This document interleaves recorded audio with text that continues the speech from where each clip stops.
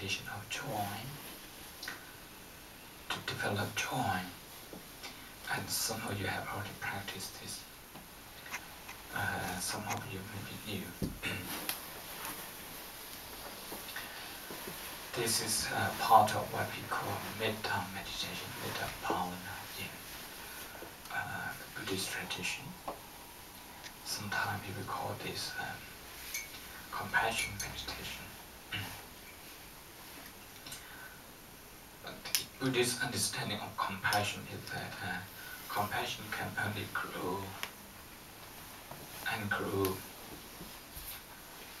to the extent of being unconditioned compassion. Only if we can develop joy. If we can develop joy. Joyous feeling. And we all have enough condition to feel joyous. But whether or not our heart is able to feel joyous depends on our practice, depends on how much effort we put into this practice. Instead of feeling joyous, the mind usually tends to turn to something negative if you leave it unguarded.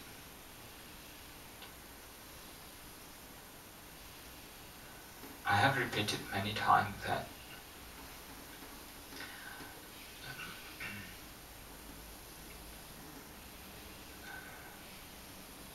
there are many things going on well in our life, but some of it, it's not going on well as we expect. But the mind has the habit of being obsessed with something was going wrong. So we spend a lot of time on what's going wrong than what's going right.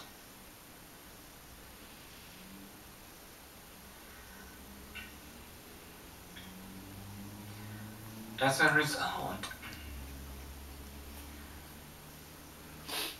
that negative focus of the mind becomes a habit. And obsession with negative things, with problem, become a habit. When that happens, we find it very difficult to feel joyous even if we are doing very well.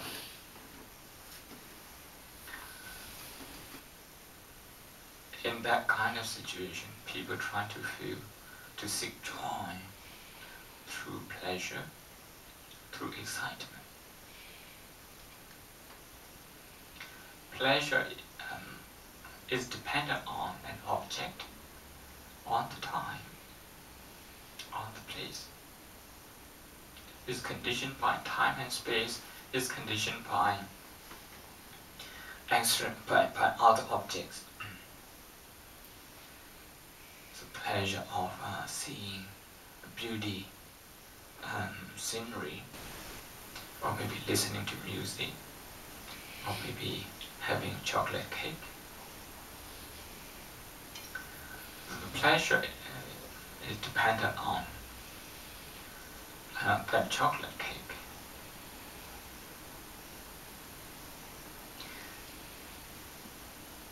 The first serving of it may be very tasty, maybe very good. What was the second serving? What was the third, the fourth? You're going to feel bored and maybe you start hating it.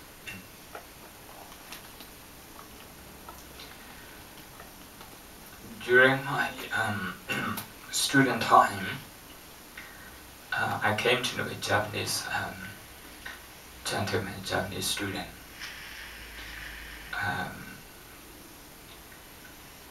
who was doing a PhD in British politics. He's a good musician. He play I think cello, yeah, big one. He invited me once to the college where he played with passion, and he seemed to enjoy very much. He said to preserve that joy, he just didn't play so often. But if he plays too often, he would just lose the ability to enjoy his music. And he would get tired. The pleasure that derived from music.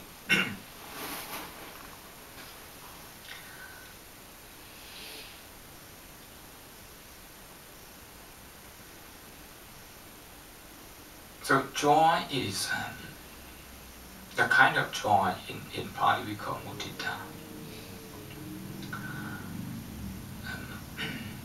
This is different from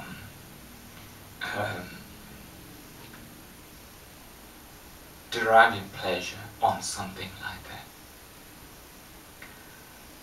But rather, the ability is the ability to see something positive,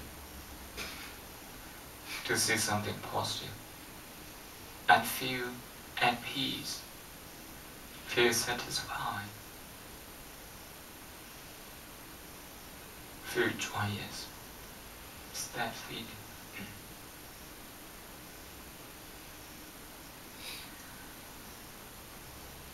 I have repeated many times the Greek theory that I have it from a philosopher professor, 80-20 theory.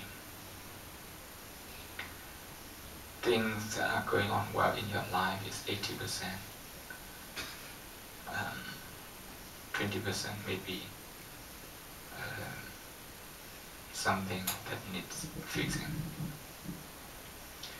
But what happened with untrained mind is that it spent its attention, 80% of its attention on the 20% of what's going on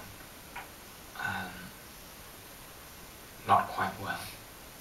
And only pay 20% of time, energy, attention to the 80%, which is secure, stable, and going on well. As a result, the mind comes to have a perception that in your life, 80% is not going on well, only 20% is okay. May not be exactly 80-20, but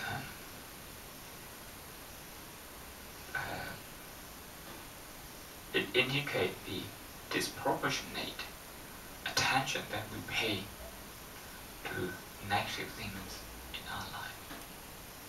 As a result, the mind has accumulated this habit of looking at things, from a negative point of view.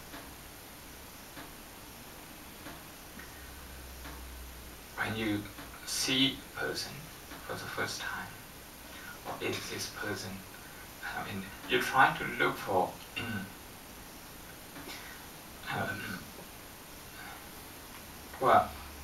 you notice something that can upset you rather than something that can make you joyful. That's because of the accumulated habit of focusing on something negative. And this is emotional problem. And today, by focusing on something positive, something that can make us joyful, we are doing an emotional training. An emotional training that will have an impact on positive thinking.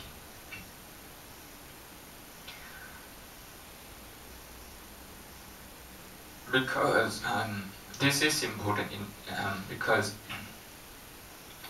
even if many things are going on very well during the day, if one negative thought catches your heart, catches your mind,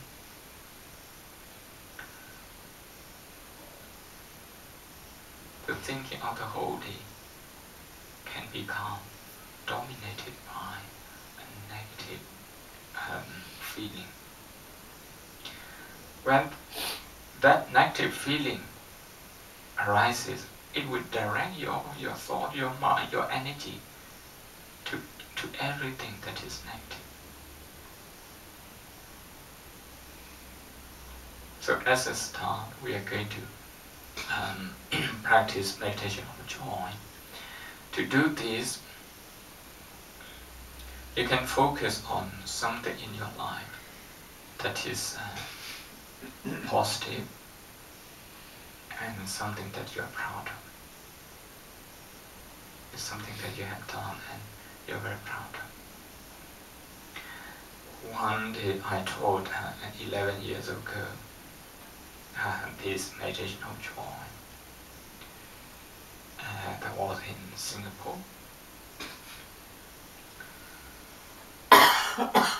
And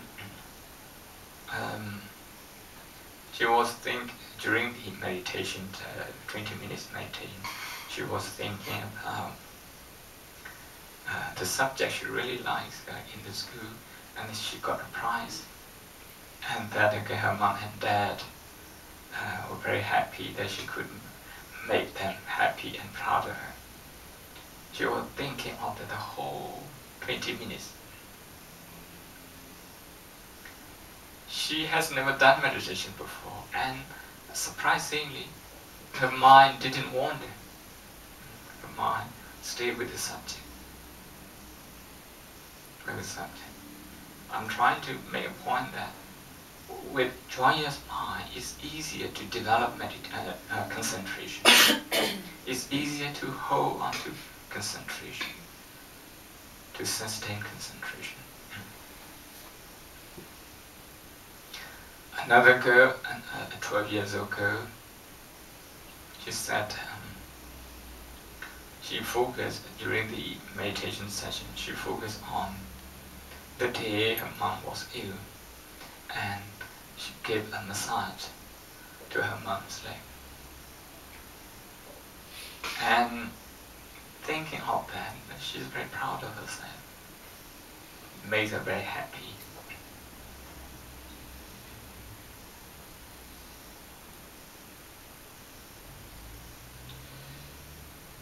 You all have done tremendous things that you can be proud of, that other people can be proud of you as well. But now this is the time to think of something and to try to access the reservoir of joy. The resource of the reservoir is already there. What we have to try to do is to try to access that. A young man, a young professional,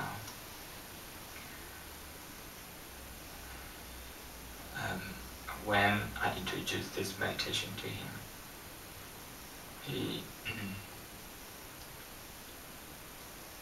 started thinking about the day he passed his A-level. He got a lot of pocket money from his parents and relatives, uncles and aunties. Instead of using the money for himself, he gave all of it to the home for the aid. And he also persuaded his friends to do the same. Now secure, in his job and with his own house. But what makes him so joyous was that action. But that could be a beginning, could be a starting point. If he continued to do that, he will also be feeling joyful whenever he think about his house, his job. You can be thinking about the mortgage and feeling anxious all the time. And you can also think about, okay, this is manageable. You can think about the positive side of it, having somewhere to live, a place to call your own, a secure place.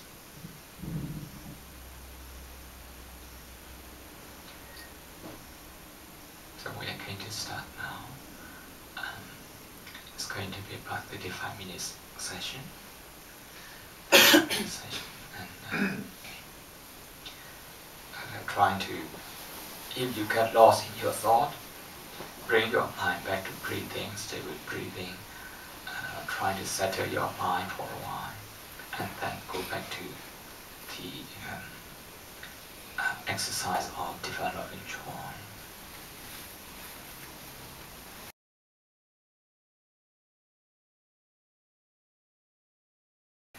Meditation, my sort of feeling is that when you are on the breath, you are being with the breath that as it is. You're not trying to do anything. So to me that is metta meditation. You are being with the breath, and if I got a slight discomfort in the neck, I'm just there with it. And so long as I can be with it, then to me that is metta meditation. But the moment I try to own it up and do things with it, then of course it changes. So that's interesting this time. Yesterday when I did that, I couldn't, it was very stiff. I couldn't prostrate, but today I was able to do that. So the body seems to learn.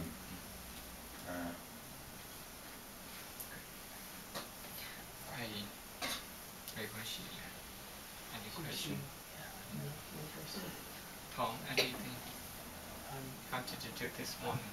Yeah, it's quite interesting actually with the trying to think about stuff I'm kind of or happy about, because it feels like a lot of the work I do is sort of supervised by people who always focus on what hasn't been done right, or what there's more to do.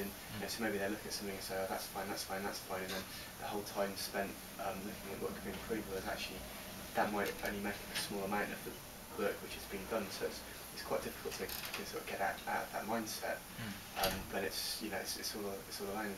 Maybe the people who are supervising, that it's part of their state of mind that they're always looking for more, or they're always looking to sort of try and push the standards higher and higher. And one of the ways they do that is to to always focus on what can be better. So I find it quite difficult to really focus on stuff that I'm happy about that I've done, because there's just so little attention's been paid to it, I guess. That's what you said.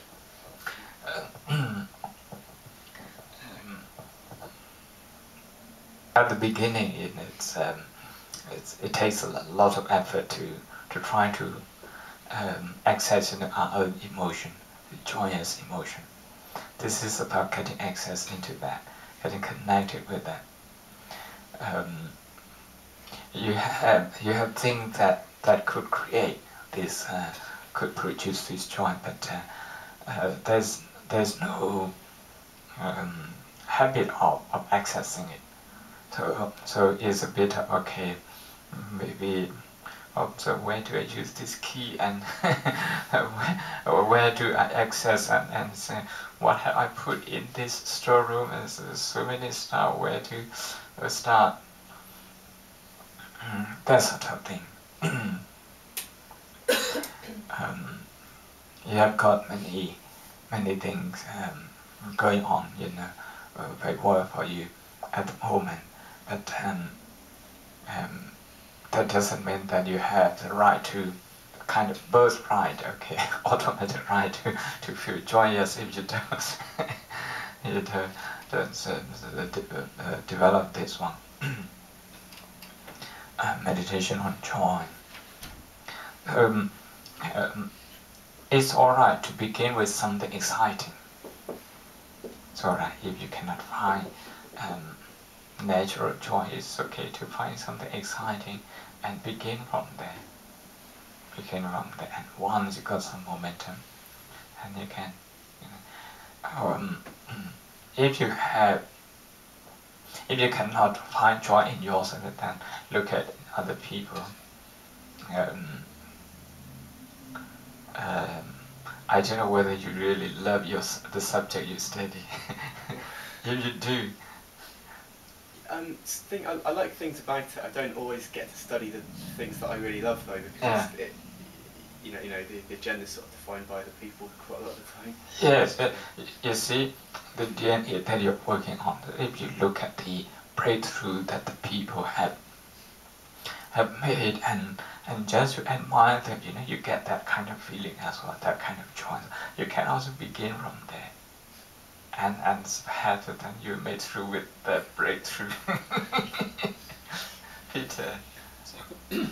I had similar experience as well. I was surprised by myself to see I wasn't unable to find something specifically. I thought, let's find something I've done the last 2 weeks, for example. And I've done loads of things, a lot happened. But something I could be 100% proud of, and I just, it was very difficult for me to find, to work out really, to choose one. And I was very judgmental, anything I chose, even the one I was a bit happy, still my mind went to the condition that finding something, it wasn't, I could improve it, and so I thought I'm not going forward with this one. So I try, as you mentioned, I find something else which I do, and I get more joy from this. So I could stay with that, and I get more out of it rather than the things I am proud of. At least you have diagnosed the problem. This exercise is both the cure and the diagnosis. He has diagnostic function. We're trying to work on this, if we can feel joyous or not.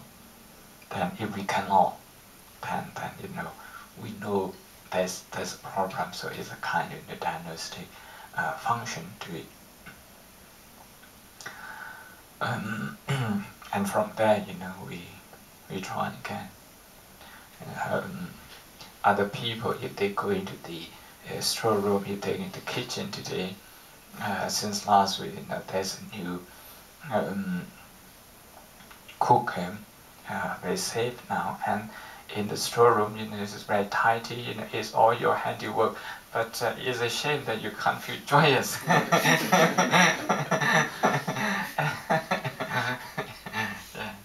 And so if you can relate to your patient as well, just trying to choose some of them, and that can help you.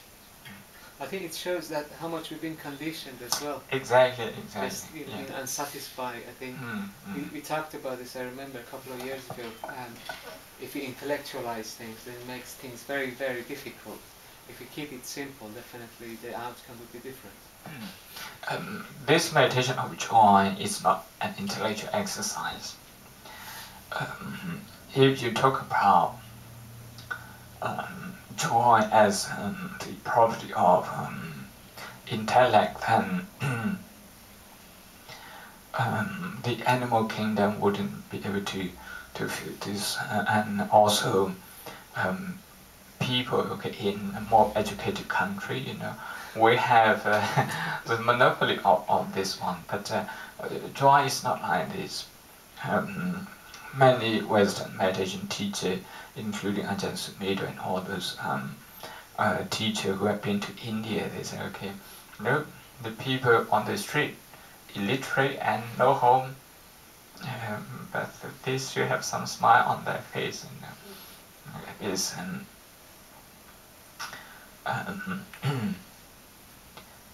it the property of the heart that we can develop. It's a kind of, a feeling meditation, if you like. somebody uses the word feeling good. A psychologist from, I think, somewhere near Leicester, Mahayana practitioner, Amitabha practitioner, but also psychologist. He has written a book called Feeling Good. He refers to this one. Yeah. Ben? Yes, I try to basically, like, there are a lot of things that you can notice what you want to have, etc. But it's under control and aware of my feeling is okay.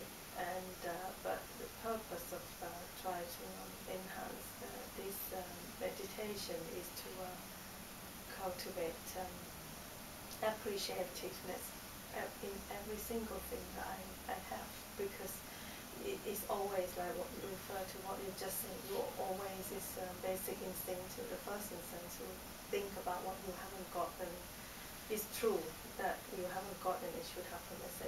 But I think I need to learn to be more appreciative, and to divert the things that I haven't had.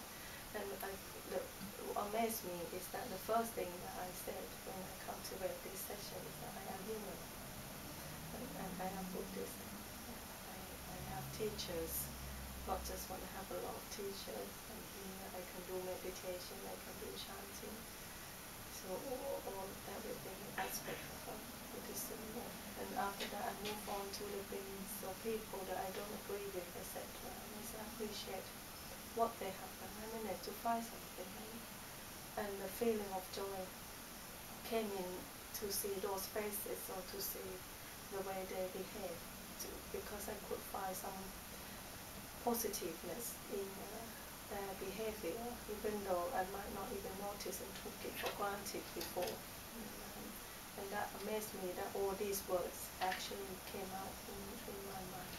So that reflects the progress. I can notice some small things now.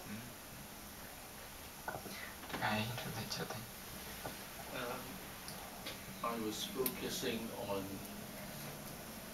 mudita, and what came to my mind was, the things that have happened, especially to the Observata Vihara, and specifically to yourself as well, because, well, I don't want to go into details, but you probably know what I'm referring to. When I first met you in about 1997, and at that time, you were sort of probably in two minds about wanting to do your PhD back in Sri Lanka or India, rather than do it here. And to cut a long story short, since that time, I was trying to persuade you to do it here. And eventually, of course, things happened.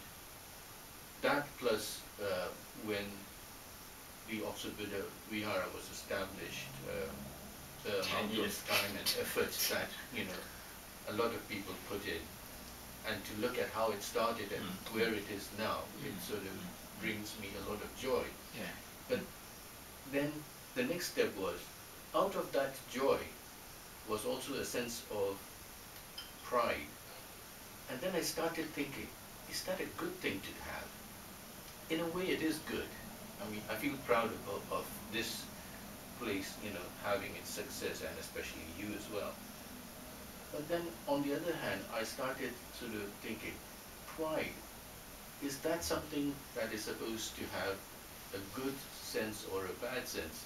Because in the Buddhist teaching, mana or pride is something that's attached to atta, your self-worth, and your sort of your sense of being successful, and and I started having doubts, should I feel pride, or should I stop at just feeling joyous?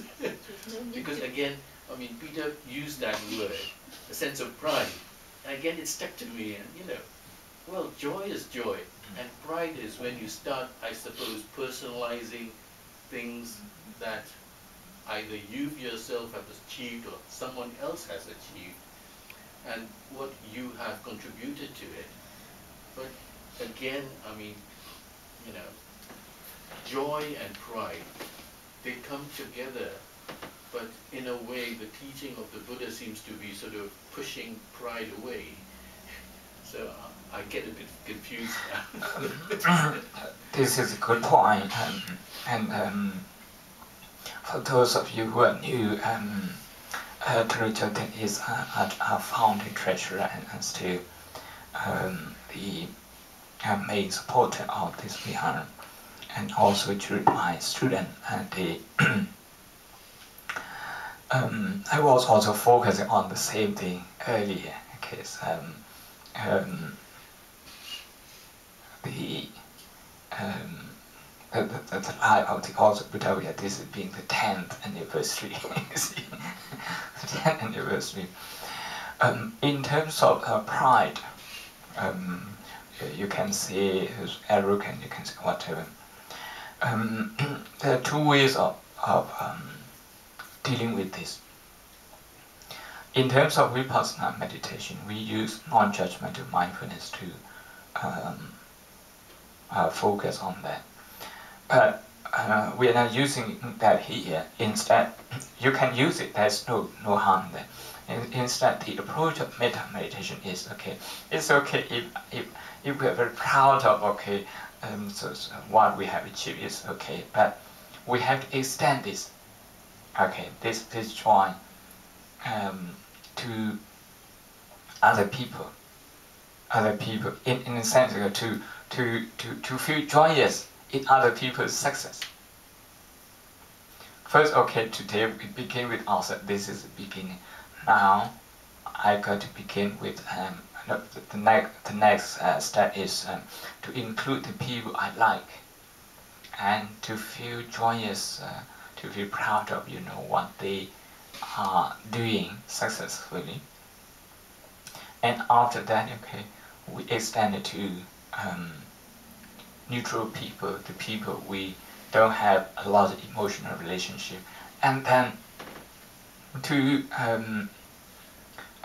extend this to try to feel some positive things about the people that we feel irritated with.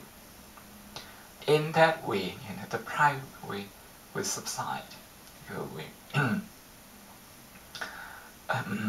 The same can happen with compassion, with karuna.